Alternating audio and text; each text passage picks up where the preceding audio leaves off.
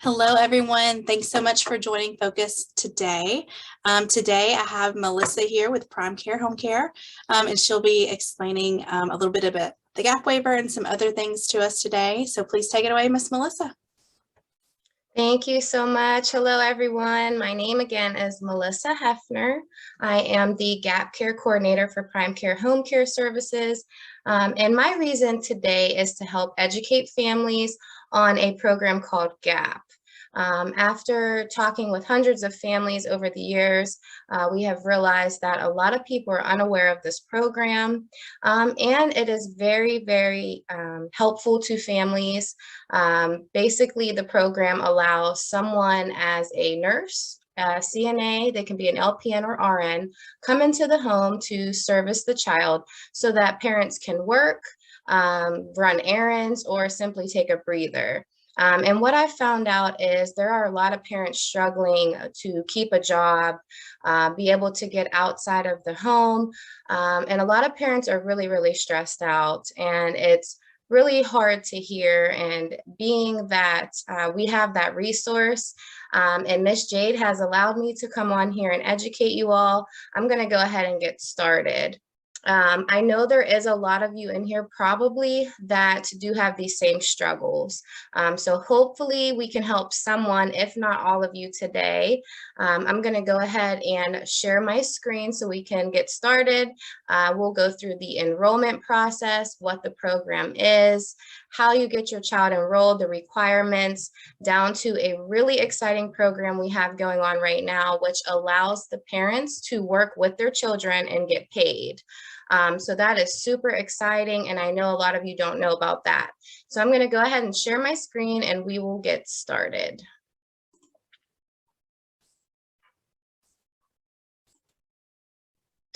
Okay, what is GAPP? Before I start the PowerPoint, I just want you all to think about this quote up here. Sometimes the questions are complicated and the answers are simple.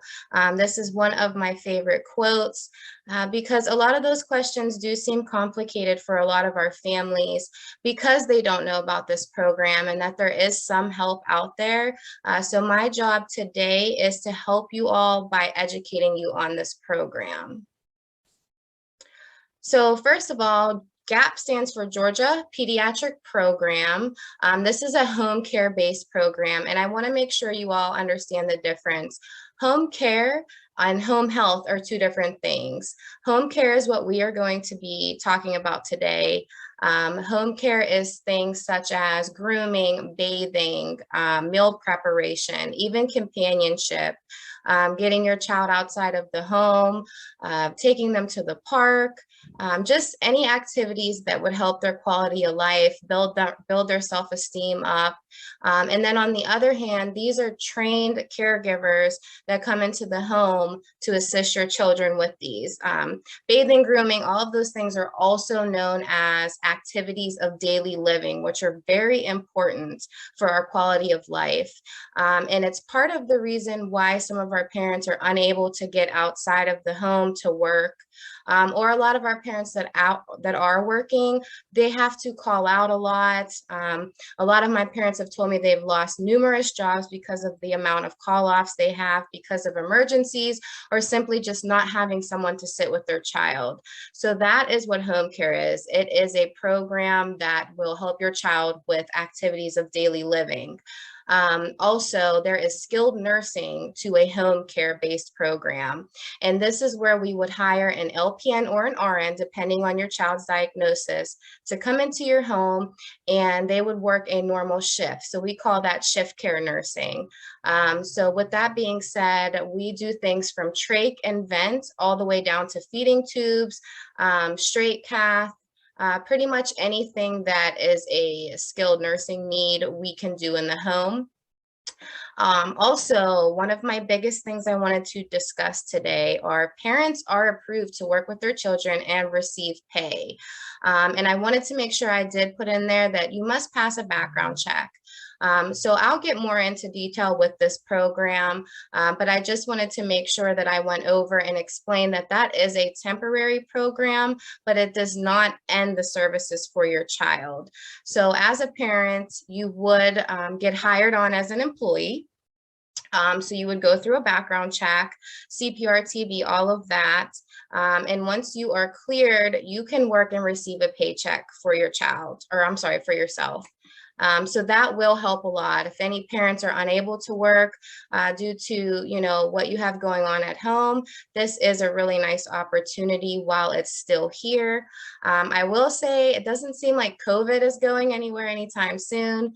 So I think we might have some time for the parent program to still be up and eligible. Okay, and then here, of course, I do have my phone number here if anyone wants to reach me.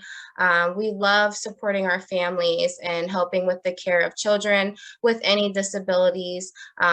Technically, they would be functional disabilities, and I did want to make sure I touched on that. Unfortunately, the GAPP program is not approving children with autism at this time. However, if your child also has a functional disability that goes along with that, such as cerebral palsy, brain injury, seizures, wheelchair bound, all of the above. So we're going to be focusing on functional disabilities today. Okay, here are the requirements for the GAPP program. Your child must have Medicaid. Your child must have a functional disability and also be between the ages of 0, 20 years, and 11 months. I do want to touch on the Medicaid. I do understand that not every child has Medicaid, and part of that reason can be the parent's income. So just to touch base, there is a program called Katie Beckett. Now, the Katie Beckett waiver is basically an enrollment process that unlocks your way into the GAPP program. Unfortunately, Katie Beckett does not come through our agency, and you would want to reach out to a state coordinator to help you with Katie Beckett. But once you get signed on with Katie Beckett and that is approved, that does open up the door for Medicaid so that we can get you on the GAPP program. Katie Beckett is set in place so that any families that have an income that's too high, they basically will base it off the child's income. And what we do know is our children do not have an income. So that is your unlock into the door of Medicaid so that you can receive the GAPP services.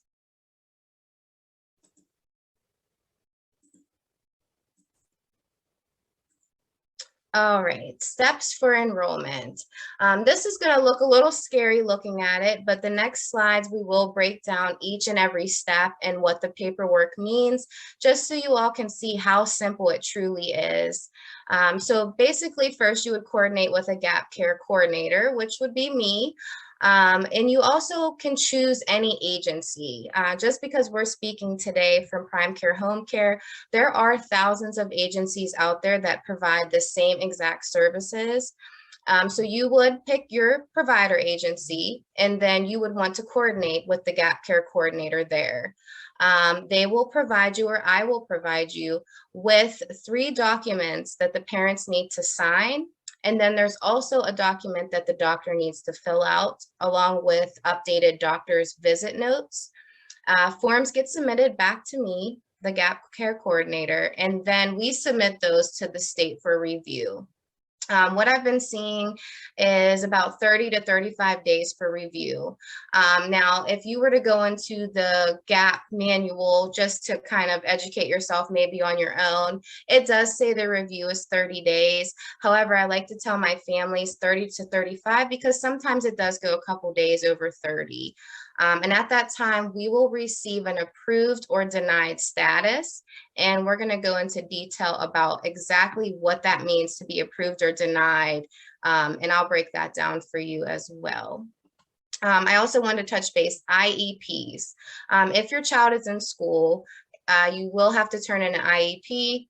That way, that also helps the medical review team that is going to review all of these documents understand exactly what goes on with your child, literally from the time they wake up till the time they go to sleep. Okay, so this is our first form here, the Appendix IA. And it might look a little scary just looking at it, but it's pretty simple and it's everything that you all would know about your children. So you're going to put your child's name, your child's date of birth, and the MC number on this form is the Medicaid number. This also gives an option if your child is in some sort of foster care, you can mark yes. We do still service parents who are foster parenting a child. That does not stop the services, which is also amazing. Of course, your child's weight. And then here, you're going to see some things that are going to be confusing if you've never had GAPP before. You won't have these answers yet, and they'll stay blank.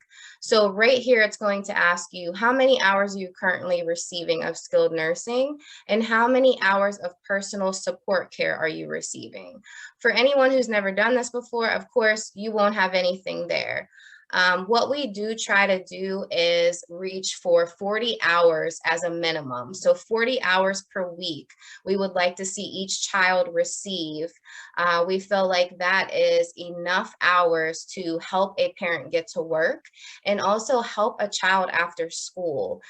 We all know how after school goes. So you have dinner, you have errands, you have chores that you may need to do. So while a parent is doing all of those things, you could have an aide or a nurse, depending on your child's diagnosis, sit with your child, do the things that need to be done while you do other things. Or, like I said, as a parent right now, you can actually clock in and work with your child and receive a pay.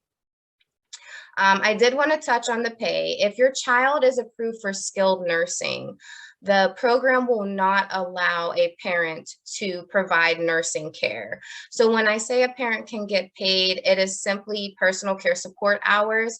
So we would be doing things such as bathing, grooming, the normal things that you all do with your children every single day. We could at least help you get paid for those for now. If it's something as far as G-tubes or trachs and vents, unfortunately, those do go through skilled nursing, but we can provide you with a nurse so that you can either work outside of your home or run those errands we were talking about, or honestly, simply go outside just to take a breath of fresh air. Okay, next we have our Appendix G. This is your freedom of choice form, and the point of this form is just to let you know that once you sign up for this program, you don't have to stick with it. If you feel like it's not for you, you as the parent or guardian have the right to end the program at any time. So these documents that you're signing, they are simply to educate you on the program and your rights when it comes to this program. So you would, right here, Georgia Pediatric Program Provider, that can be us or it can be someone else, whatever provider you choose to do your home care services through. Member, anytime you see member, that's always going to be your child's name. And then authorized representative is always going to be a parent or guardian. And then your witness would also be the provider that you chose. All right, and then our Appendix J, I do want to go into detail on this. This is a very important document that explains every portion of this program. It really helps the parents understand, and also you're signing just so the GAPP program knows that you do understand how it works. So I'm just going to read through these, just a few of them. It does let you know I have a choice of Medicaid GAPP providers. Again, you can switch those agencies at any time, which is really nice. So once your child gets approved for the program, let's say your child gets approved for 40 hours per week. And you have those services through us at Prime Care, and you're just really unhappy with how things are going. You don't have to end your program. You can go ahead and transfer. And we make that transition very easy for you so you can continue to receive those services without a gap. Okay, let's see here. My child may receive all Medicaid state plan services. A lot of parents ask me this. If I receive GAPP, can I still have physical therapy in my home? Can I still have speech therapy in my home? The answer is yes. You are allowed to have more than one Medicaid provider in your home. You're also allowed to actually split providers when it comes to skilled nursing and aid services. So if you have a child that the state approves, let's say 28 hours of skilled nursing, maybe for G-tubes, and you have a child that also receives 20 hours of aid services, which would be for the bathing, grooming, brushing teeth, things like that. You can actually receive both. And those two things can go through two different agencies. So you can use us for aid services and work and get paid, and possibly have another agency such as Aviana work with you to provide the skilled nursing portion. So that's really nice too. This program is flexible and it does allow the parents to make the decisions and the choices for their child. Okay, GAPP services will be discontinued when the member is no longer basically requires medical necessity at home. So say you have a child that with age is getting better. There are chances that the program then gets declined. We always look at that as a really exciting time. Your child is graduating from the program, which is never a bad thing, but they can decline the services if your child does show that she no longer requires the medical necessity at home. Okay. And then again, you're going to print your child's name here at the bottom. You're going to sign as your child's caregiver. And then again, you're going to print your name, sign, and the very bottom would be my name and my signature. But this form will help you all understand exactly, your rights and how the program works. Another point that I did want to touch on, we talked about Katie Beckett. And again, I just want to refresh, Katie Beckett is the waiver that's out there for parents that make too much money for Medicaid. It's a way to unlock the Medicaid program to your children. The only difference if you are Katie Beckett eligible is that the child will end at 17 years and 11 months. If you are approved for this program and it's not Katie Beckett, your child will be approved. 20 years and 11 months is the cutoff. I also want to let you guys know today that once your child turns 21, there are other programs available to your child. And the exciting thing about Prime Care Home Care is that you don't have to transition out of our agency to receive those waivers once your child turns 21. And there are a few different ones that you can choose from. They do have very, very similar requirements. So your child, of course, will need to be 21. They will need to receive Medicaid. And then some of the waivers break down into what the diagnosis is. So that is a big part in that. But once again, we're here to help you with that transition when that time comes. Okay, this form here is the absolute most important form. This is the form that your doctor that you have for your child is going to fill out. I have a lot of children that have multiple doctors, and the parents always ask me, which one should I go with? And we'll start talking about the diagnosis of your child and what specialist would be the best fit for showing exactly what's going on with the child. For example, if you have a child that has a feeding tube, we may want to go through gastro instead of PCP. If your child has epilepsy, we would want to go through neuro possibly instead of the PCP. Now, there are some primary care physicians that do receive the specialist notes, so they may be the best fit. They may have it all. Say your child has 10 specialists. If the PCP has documents of all of that, we'd want to go with them. So the most important part about this form is this is what the medical review team at the GAPP program is going to look at the most. They want to see what the doctor's orders are, what they're requiring for this child at home. So as you can see on this form, the doctor would need to fill out the child's name, the child's Medicaid number. Here, the second line is really, really important. This is where the doctor is going to write how many hours they think that child should have at home. Most doctors will take into consideration what the parent's request is. So whenever I send this over via fax, I typically call first and explain that this parent believes that the child needs 40 hours per week or 56 hours per week. Sometimes the doctors will write a lot more. So what they'll do in this first slot here, where it says number of hours recommended, they're going to fill in the total number of hours that they think your child needs per week. And if they feel like your child needs both skilled nursing and personal care support, they will break down those hours here next to each different department. Members' primary diagnosis, extremely important. We ask the doctors to put all of the diagnosis of the children so that the GAPP team gets a feel for exactly what's going on with the child. And of course, you see medications here, as needed medications, DME and supplies, functional limitations, extremely important. Does the child walk?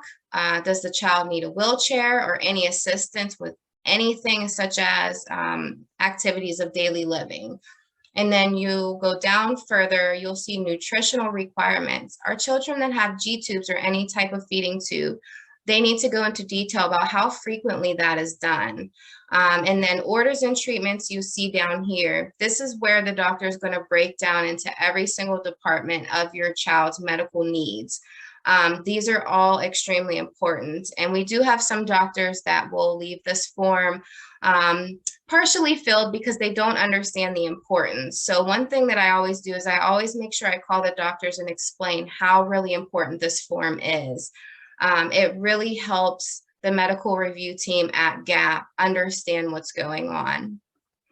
And then just for, just to throw that out there, physicians have to sign this form. A lot of times they'll have the nurse fill out the form. The physician must sign the form. Along with this form, we also ask the doctor for updated visit notes. These are extremely important as well. The medical review team is going to read those through very thoroughly to see what is going on. So along with the IEP, we'll also have progress notes from the doctor. Between those two, it really paints a picture of exactly what your child's going through on a daily basis. Okay, this is the final form. This is the form that I'll fill out. This is called the Appendix S. It's a checklist that I use to make sure I have everything I need for your child before I submit to the GAPP team.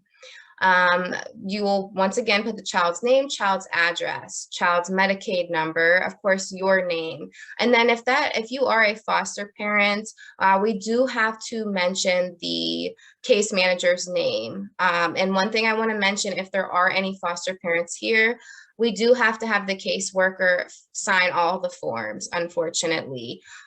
So we'll get that contact from you ahead of time so that we can make sure we coordinate this with the caseworker. Of course, the physician's name and the physician's address. And then we move down here. Some of these you're not truly going to understand, and I will try to explain them to you the best I can. The DMA 6A and the DMA 80, these are two forms that I submit for your GAPP enrollment. The DMA 6A is done yearly, and it's basically an unlock code for me to do your DMA 80. The DMA 80 is where all of these forms we're discussing get uploaded to. Everything's done electronically on the GAPP portal. So those two things are all me. The physician plan of treatment was the form we just discussed. That's the form the doctor is going to fill out very thoroughly, and of course, attach any updated doctor's visit notes. Agency nursing care plan. This is a care plan that we build for you in your home. So after we get all of the information on your child, our nurse here at Prime Care will go ahead and build the care plan. This care plan is utilized in your home mostly for nurses or outside CNAs that we have working with your child. A care plan may sound silly if you're going to work as your child's caregiver, even though you're a parent, because you'll already know what you're doing. But we do still provide this in the home to you. Letter of understanding we went over, freedom of choice form. Current IEP, this is only required if your child's in school. And even if your child's in school and doesn't receive an IEP, that's okay too. There are other plans that they make in the schools that we can accept as well. All right, so then we see the attestation for transfers and shared hours. I don't want to confuse you guys so much because we are here talking about the enrollment process. However, I did touch on the freedom of choice to transfer to different agencies. So this section here is just to be checked if we are transferring. So if you do currently receive GAPP, and you aren't receiving the hours that you need. Say you have a nurse that calls off all the time, or maybe you just have an agency that you feel isn't trying their hardest to get you what you need for your child. This is where we will fill out this form, and I'll check that off and make sure that form is uploaded as well, requesting the transfer to a new agency. All right, and then your caregiver skills checklist. This is for nursing only. This form we use, the nurse will come out, sit down with you, and go over things that you are uncomfortable with. Say you have a child that wasn't born with a trach and vent, but maybe 8 years later they now have a trach and a vent, and you're really truly still uncomfortable with it. We also provide training in the home to make you more comfortable, along with whatever hospital training you've been provided. And then this form we submit to show that we have gone over the skills checklist with you, and that you felt very comfortable on those skills, or you didn't. And I don't want any of you guys to get scared, to be honest, because this program is not a program that they would use to hold anything against you as a parent. If you didn't feel comfortable suctioning your child in the beginning, you can be honest about that, because one of the reasons this program started was to also help the parents with any trainings that you would like further. Okay, and then we see here most recent 3 months of narrative notes. Again, you won't see these yet. Once your child is on the program and they're approved, they typically get approved for a year. And then we do a renewal process. And the good thing about the renewal, it's the same exact forms you're seeing here. So nothing changes as far as the forms. It's still a very simple process. You guys as parents only have 3 forms to sign. The doctor has 1, and then I have 1. So when your child's renewal is up, just like their medical insurance, you would renew that with these exact same forms. And then we would also upload 3 months of narrative notes. Narrative notes are the notes we receive from nurses and the CNAs, or the parents if they're still getting paid on the program. These notes are also very important, and I do tell all my parents and also our employees, it is very important to document every little thing that you've done with that child, because when their renewal comes around, it's easy for the medical review team to see that that child still has a medical need to receive those services in the home. Okay, then our medical necessity statement, that was the first form we went over. It just kind of asks you questions such as, is your child in school? Do they receive any other Medicaid services? Do they have an IEP? And then, is the member currently hospitalized? Sometimes I have parents that are looking to set up services for when their child is discharged from the hospital. Seizure logs.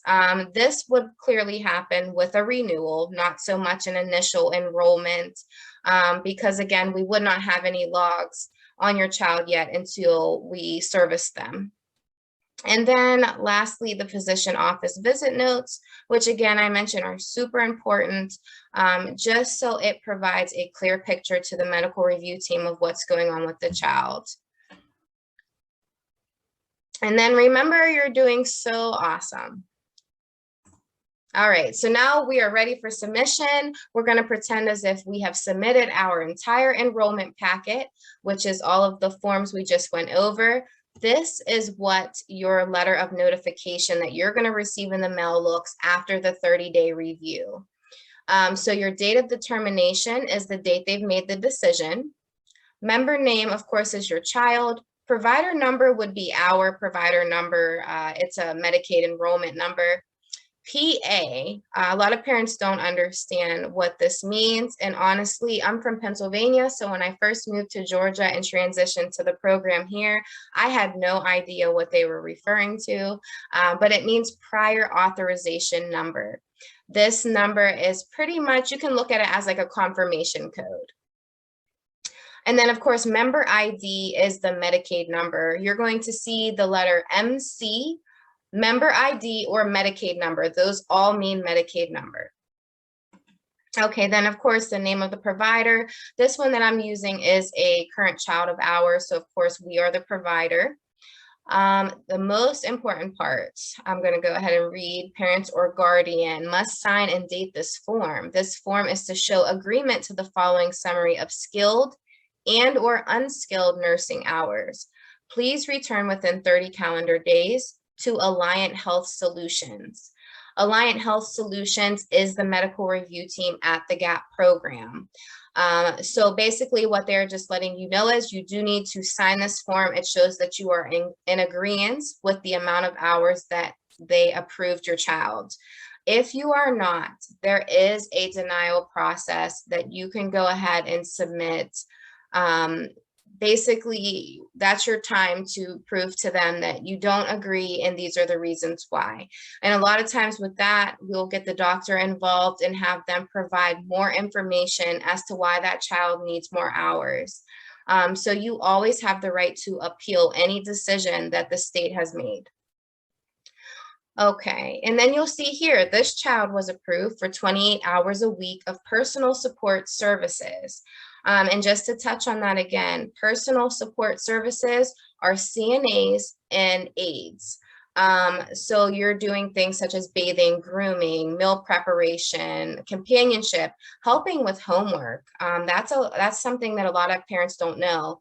The aides are able to help with homework, housekeeping, helping the child with their laundry, keeping their room clean, things like that, cleaning up after them after they eat, taking them to the bathroom. Pretty much anything you can think of that you do with your child every single day as far as activities of daily living. And then it'll also tell you when those services end. So as you can see, it says 28 hours a week of personal support services until September 30th, 2022. And this was effective October 14th, 2021. So as you can see, it's pretty much a full year that this child is approved. This right here, it looks a little funny if you don't know what it is, but it's just breaking those hours down into months. So October, 72 hours, and it goes through each month for a year to tell you how many hours you are approved for your child. I want to go into more detail about the hours. The good thing about the GAPP program is once you're approved and I send you this letter and I call you and we're excited that you got approved, we'll talk about what shift times you want. Say you're approved for 28 hours a week. You could do that 7 hours a day, 4 times a week, or you can adjust it as much as you'd like. And that's the good thing. This program is super flexible. Say, for example, you don't use all 28 hours in 1 week. You can actually roll those hours over into the following week as long as we are in the same month. So it's really exciting. Say you have a lot more going on 1 week than you do the previous week. You can go ahead and roll over those hours and still utilize those hours for that whole month, as long as you're not going over the total amount of hours that were provided for that month. Oops, I'm sorry about that. Okay, and then here, this is where you're going to certify that you as the parents have been informed of the skilled and or unskilled nursing care hours allocated by the Alliant Health Solutions team. Again, that's the medical review team at GAPP. And you're going to go ahead and sign. You have 2 places to sign. You're going to sign as the parent, and then you are also the primary caregiver for your child. And then, of course, at the end here, we'll have our nurse sign this form, and that gets submitted back to the GAPP portal, which is very important for us to get this signed in a timely manner so we can get it uploaded within 30 days. Okay, and this is the most exciting thing right now, Family Serving Family Program. You can get paid to take care of your child right now. It's really exciting. It is a temporary program. They are allowing the parents to work in the home due to COVID. The good thing about that is that does not mean that the hours your child were approved for end when that parent program ends. It does not. It just simply means that you would no longer be able to clock in and out with your child, and we would then transition into an outside trained caregiver, such as a CNA, personal support assistant, a licensed practical nurse, or a registered nurse. So whatever your child's diagnosis is and whatever the medical review team has approved for that child, we can still continue to service your child until they are 20 years, 11 months. So just remember that the Family Serving Family program is temporary, but it does not end the services for your child. They can continue. Okay, and then I wanted to leave a lot of time for us to talk about any questions you all may have. I wanted to make sure you had my contact information here. Anybody who's interested in this program, I would be more than happy to assist you. You could simply either text me, call me, or send me an email. And just let me know your name and your email address, or let me know your name and what's going on with your child, so that we can get you some help. I did want to stress that, you know, with serving so many families, it blows my mind how many people don't know about this program. And it's really touching for me to be able to, you know, educate you all on this program if you're unaware. And before we get into the questions, I actually wanted to kind of go over some frequently asked questions. So say you do decide to go with an outside nurse or an outside CNA. Some questions I'll get, well, what if that caregiver calls out? What if that nurse calls out? Then what do I do? And I try to be as honest as possible with that, because the end result can be of two things. There can always be a negative, and sometimes you can't fix everything. So we try our best to find you the best fit as far as nursing or aid services goes. But we also know they also have children and families and emergencies that happen as well. So we try to always have a backup nurse or a backup aide available to you all, so that we have somebody to fill their place if they were to call off. A lot of times if they call off, that requires our parents to call off. And that is one thing we're trying to limit. We're trying to this program is supposed to help you all from having to call off so much, or simply not being able to work at all. And also, a lot of children are affected by change. A lot of children, it may send them into a behavior. You know, we want to have a consistent nurse or aide in your home, so that it builds consistency for the child. So having a backup that child knows is very beneficial as well. I also want to mention that sometimes there is no backup. Sometimes the backup isn't available either, and you may have to call out. I like to be very honest about it. The program is not perfect, but it is getting better year by year. But what we can say is it's better to receive some help than none at all, even if it's down to your own sanity. This program truly does give you a break. It gives you a time to breathe, collect your thoughts, and come back to your child, you know, completely refreshed. So even if you only receive 20 hours a week, it is truly very beneficial to you. So if anyone has any questions, I am open ears, or if you could just write those in the chat, that would be great, so that I can help answer as many questions as possible.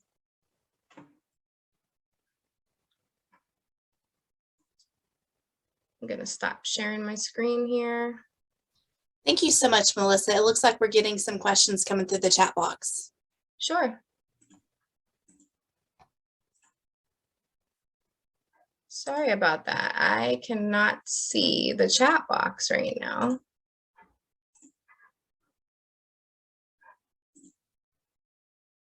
That's okay. I can read the first question to you. Okay.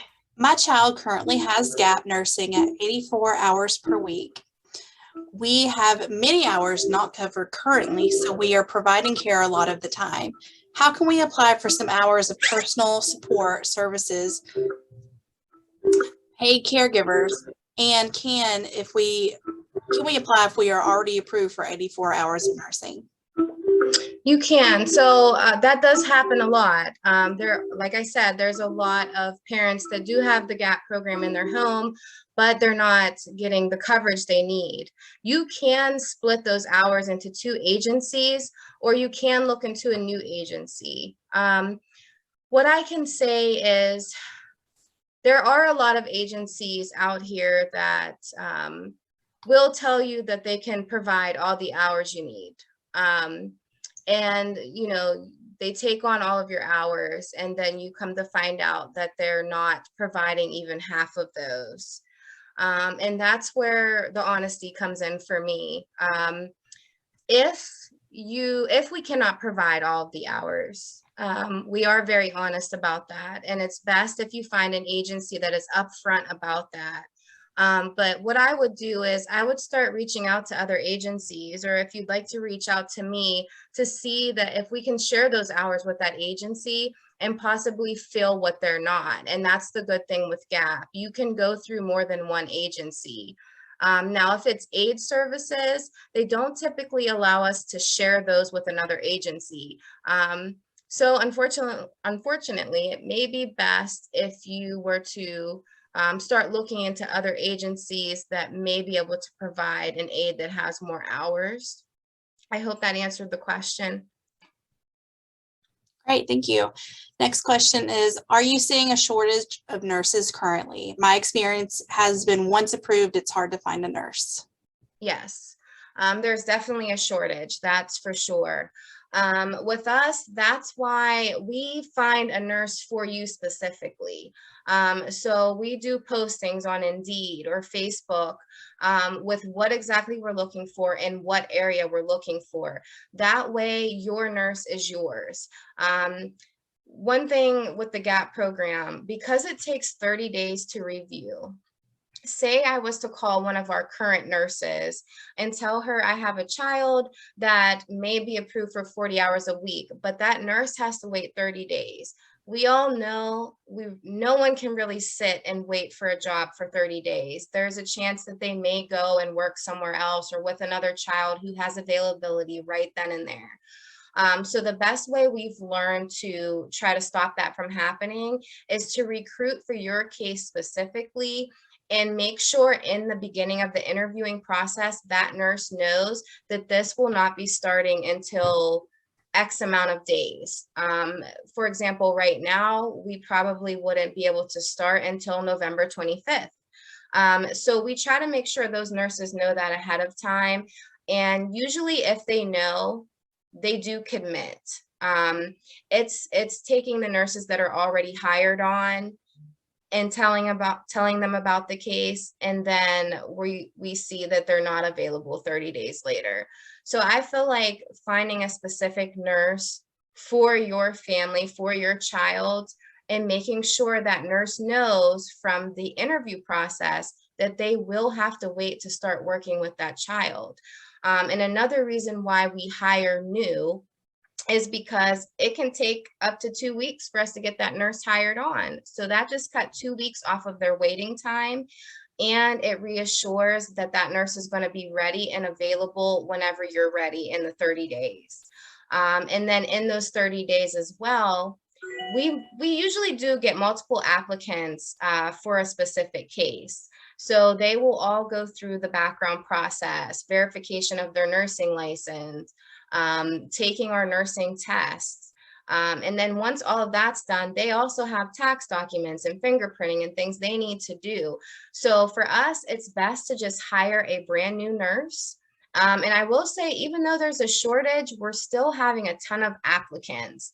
So I honestly think that the barrier there is calling nurses that are already working with the agency, because they know that there's flexibility. They know they can go work with a child that they don't have to wait on for 30 days.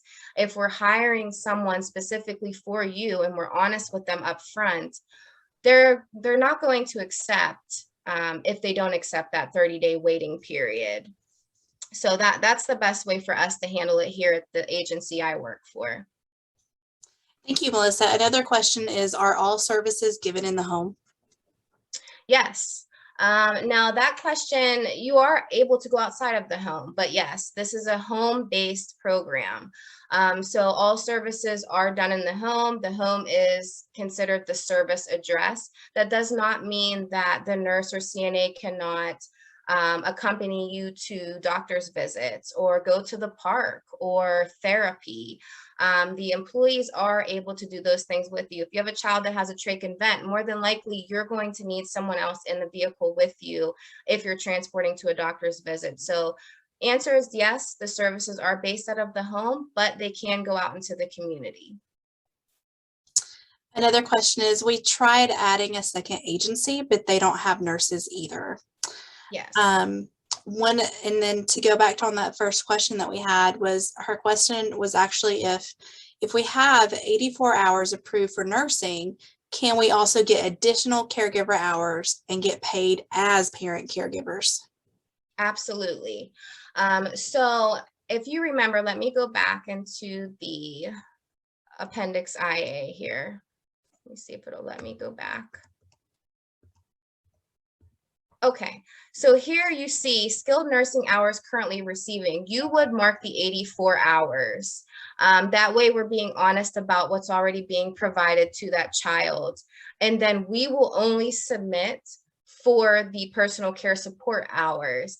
And although because of that 84 hours of nursing, you may not get as many personal care support hours as you're looking for, but you are allowed to, ask for that. You're allowed to have more than just one service in your home. So I would definitely give it a shot if it's something you were interested in. Great. The other question is, my son has CCSP with 30 hours of care a week, and I'm paid now on the COVID paid parent provider for some hours and use it to pay for his self-directed care aid. This sounds like a lot what we have. If you had a slide on who is GAPP, can you put it up again? I'm sorry. I don't think I'm understanding her question. GAPP would be for 0 to 20 years and 11 months. CCSP is your child over the age of 21.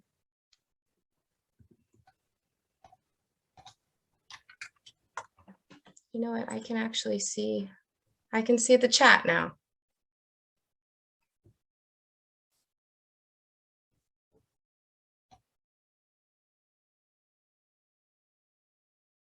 Yes, he's 20 and a half and soon to be 21. Okay, and he's already approved for CCSP. Okay, unfortunately, well, you could try GAPP, but you would only have about 5 months left to do it. But if you feel, like I said, for any parents, if you guys even get this program for 3 months, it truly is a breather. It's a breath of fresh air. So I wouldn't say it would end. Yes, correct. It would end at 20 years and 11 months. And I'm not exactly sure if he's already approved for CCSP. I'm not exactly sure if they would allow you to have both. And I wouldn't want to mess up his CCSP because that's what he's going to need for the long run. Yeah, exactly. I'm pretty sure you can have both. So Melissa, another question was what's available for children through GAPP over 21, but GAPP only serves up to 20 years and 11 months. So can you tell us a little bit again about what programs serve those children over 21? Correct. So CCSP, Source, and ICWP are options for children who are 21 years or older. With CCSP, you need Medicaid, a functional disability as well, receive Social Security or disability. And then Source, you have to receive Social Security, Medicaid, functional disability as well. ICWP is a little bit different. This is for children that have some sort of brain injury, I should say young adults, with a traumatic brain injury. So it's very, very specific. Medicaid and 21 years of age as well. So there are programs out there, and if any of you all that have children that are over the age of 21, you can still email me, text me, and we have plenty of health coaches that are in that department and can go into more detail with you all about exactly what those waivers are and what they have to offer. That is one thing about us. We have both pediatric and adult care. And then with the adult care, I want to make sure you all know their program is called Structured Family Caregiving, and that's for children over the age of 21. That program is permanent, and it's actually for family members that live in the home. So and you can get paid for, you know, however long you stay on the program. It's actually really exciting, and hopefully GAPP will turn to that, but right now it's temporary. So there are some more benefits actually to the waivers that are 21 and over. But like I said, if anyone has any questions on those 21 and over waivers, I'd be more than happy to get you connected with one of the health coaches. Melissa, where can families start this process with your organization? You can start with me. So basically, I didn't really want to put anything personal here because I knew that you guys, you know, you're all on here together. So the best way for me to try to get around that was to just give you my contact information here, so that you can either email me, like I said, email me or text me. I didn't want to focus so much on my agency more than I did educating these families on the program itself. But with our agency, there is a form called a GAPP Connect card, and that form will help me get you started. It'll give me your name, your address, your child's name, the doctor, what pharmacy you like, what hospital you go to for your child, a list of medications that can be informal. I don't need frequency or anything like that. And that's a form that we at Prime Care send out to help get that process started. And then that's where I come in. I'm available to come to your home to help you fill out the forms. We can do them by email, fax, or just regular old mail. Like I said, my main goal here and mission is to help as many families as I possibly can. So any way that I need to help you all get that enrollment packet filled out, I'm here to do that. And then besides myself, I'm not the only GAPP Care coordinator. We have coordinators all over the state of Georgia. We cover the whole entire state. So we have GAPP coordinators down in Savannah. We have them in Athens. We have them in Macon area. And then I am more of Northern Georgia, Atlanta area. So there is plenty of us to assist you all, no matter where you live. And Melissa, we have one last question. Their son is 19 who has Georgia Medicaid and they want to start him on GAPP. They're having a hard time finding a provider. Can they just email you directly for assistance on getting him started? Absolutely. Or you can also text my work number. This is my work number. I receive text. A lot of times the parents don't have time to call. Text or email would be perfectly fine, and we can get the process started for you. Perfect. Well, Melissa, that's all of our questions today. We really appreciate your time and your knowledge for all this information for our families. And hopefully some of our families will be reaching out to you with any questions. Yes, thank you all so much. It was a pleasure, and you all have a wonderful rest of your day. Thank you. Thank you. Bye-bye.